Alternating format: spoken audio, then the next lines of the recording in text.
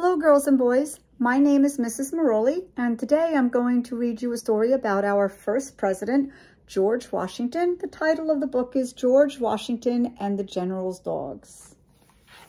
And the author is Frank Murphy. I hope you enjoy the story about our first president. George Washington is one of America's greatest heroes. Most people know that George was honest and brave, but there is something about George that people don't always know. George Washington loved animals. George learned to ride horses as a boy. Sometimes he rode into town. George rode fast but never fell. People said he was the best rider they had ever seen. When George grew up, he moved to a farm called Mount Vernon. Every day, George checked on the horses and hogs. He checked on the oxen, mules, and sheep, but he spent most of the time with his dogs.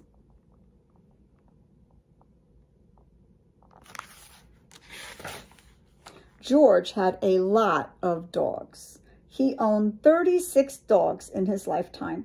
He took them hunting, he played with them, he even gave them cute names like Mopsy, Sweet Lips, and True Love.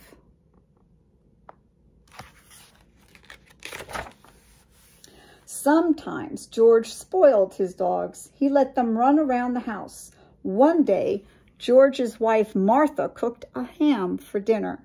George's dog Vulcan jumped up and stole the ham right off the table. Martha chased after him, but George just laughed. George liked being at Mount Vernon with Martha and the animals, but America needed him. America was not yet its own country. It was an English colony. That means it belonged to England. Many American colonists wanted to be free from England, so they went to war. The war was called the American Revolution.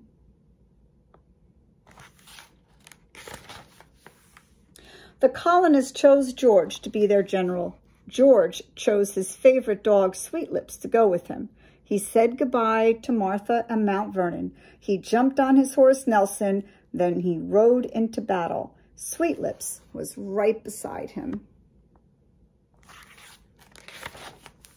In George's day, soldiers often brought dogs with them to war. Dogs helped hunt. Dogs helped track the way. Dogs helped guard against wild animals. But best of all, dogs were great partners.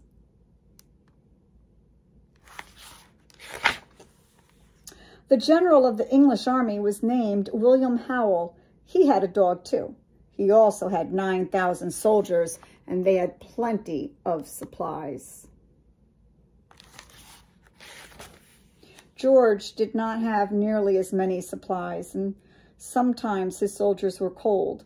Sometimes they were hungry, but they did not give up.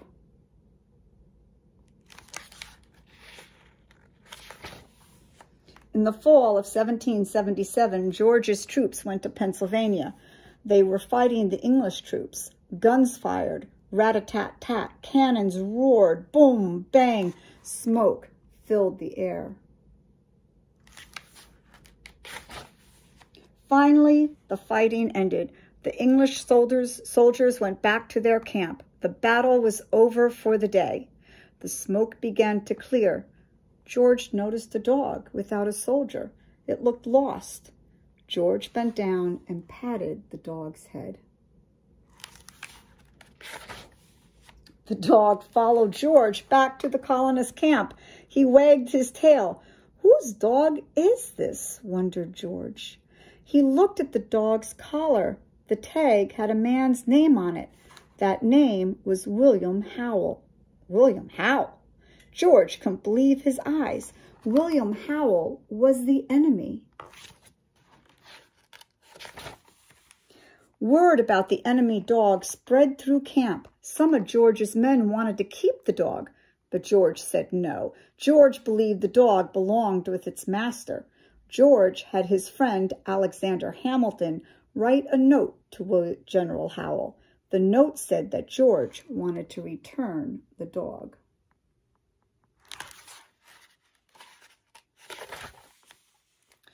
Both sides raised white flags. The white flags meant no one could fight. George's soldiers walked the dog across the battlefield. They gave him back to General Howell.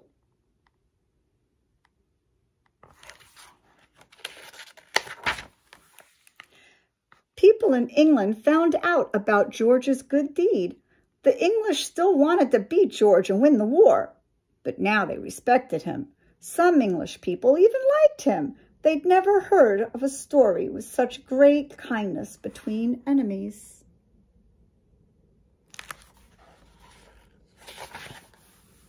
In 1783, America won the war against England. America became its very own country. George Washington went home to Mount Vernon.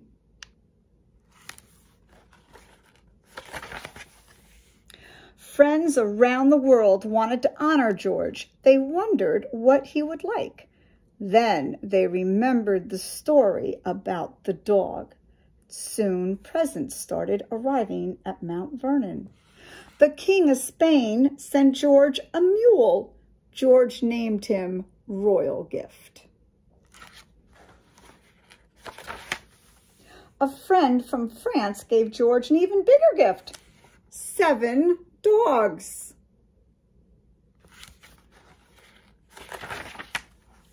George's work was not done, though. The American people needed a leader. They elected George to be their first president.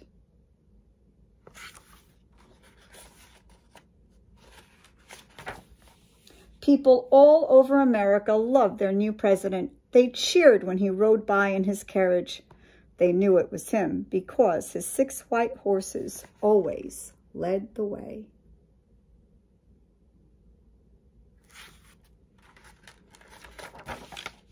Girls and boys, that is the end of the story, but there's an author's note. And the author's note, sometimes you will see at the end of a book, and it's when the author has a little more information to give you. And it says here, the stories in this book are true. We can't be sure exactly how they all happened, but we've tried our best to show the way things might have been. And there are 3 paintings here, or 2 paintings and I believe a drawing. Here we have George Washington is on his horse Nelson. This is a portrait of Alexander Hamilton. He's the one who wrote the note to General Howell. And here, this is a portrait of William Howell. My favorite, though, is this right here. And this is actually a copy or a photograph, I believe, of the note that George Washington sent to William Howell saying that he had his dog. And it says, General Washington's compliments to General Howell, does himself the pleasure to return him a dog, which accidentally fell into his hands, and by the inscription on the collar, appears to belong to General Howell. I love that story. It just goes to show that General Washington really did love animals. And because he loved animals, he couldn't abide by the thought that an animal was without its owner. And so he returned it even after a battle where these 2 soldiers fought against each other.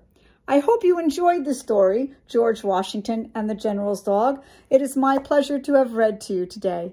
Goodbye, girls and boys.